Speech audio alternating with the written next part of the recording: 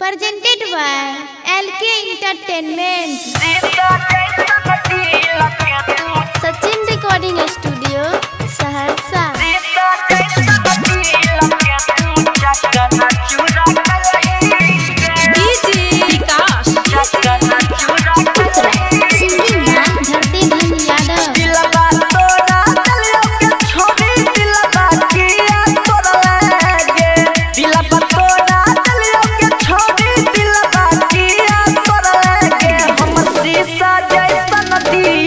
चकना चूरा कलही गे हमर शीशा जैसन दिल के तू चकना चूरा कलही गे दिलवा तोरा दिलियो के छोड़ी दिलवा किया तोरा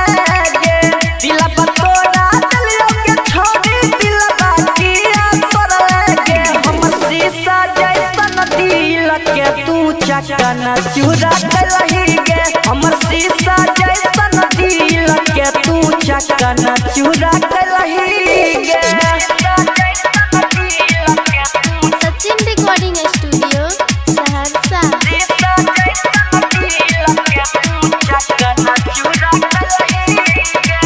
तू गे हर जइया किया बनल कठोर गे बिरह गे आग में जरई गलही हमरा छोड़ गे तू गे हर जइया किया बनल कठोर गे बिरह गे आग में जरई गलही हमरा छोड़ गे गिरिया कसम करके वाला कुछो नहीं भइले गे गिरिया कसम करके वाला कुछो नहीं भइले गे हमर शीशा जैसन दिल के तू चकना चूरा कलही गे हमर शीशा जैसन दिल के तू चकना चूरा कलही गे Sachin Recording Studio, Saharsa.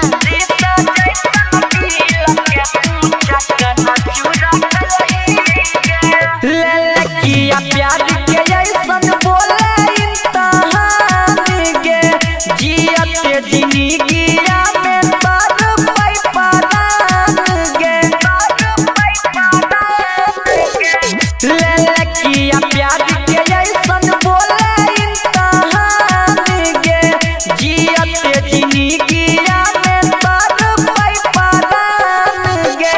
कब ना जानम के छोड़ी बाला चुकलही गे